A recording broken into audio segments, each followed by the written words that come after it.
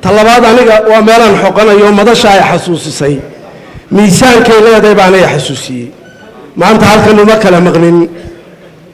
kala maqnin nuur iyo naaliyada waa loo wada joogaa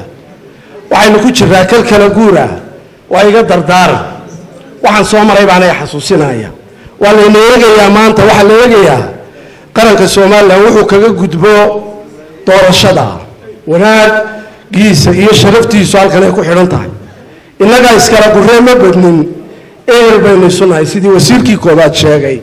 saddexda inana tartamayaan waa walaalo dhammaan shacabka reer Soomaaliland waa walaalo waxa la eegayaa sidii kododa uga baxno cadawgeena ay eegayaan kayna jecelina way eegayaan cid waliba way soo eegaysaa markaynu halkan wada joognana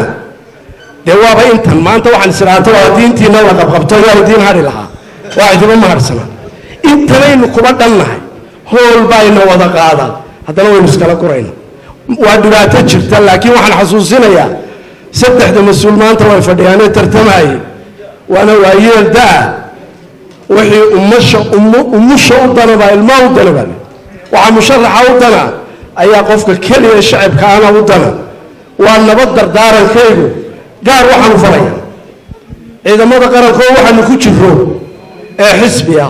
ee calana ee kala duwanaana ee qabyaalada hadday nala gashaan qarankii waa dumay dardaaran gaaraan idin faraya waxa qaranku ku badbaadaya marka gaar inta ku jirta ay isaga taagtaan nin kastoo xad gudba magacu yeesho iyo muuqaalku yeesho marka gacanta qabataan ayaa qaranku ku badbaadaya idinka gaar idin oranaya xukuumadda wadan madaxweynaha iyagii waxa u dana 3 bilood baa haray ilaahay cimrigiisa iyo caafimaadkiisa baa hagaajiyo ilaahay baan uga baryaynaa inuu hagaajiyo madaxweynaha wanaagsan oo qalbi wanaagsan oo aan kibir ku jirin oo nabad jecel buu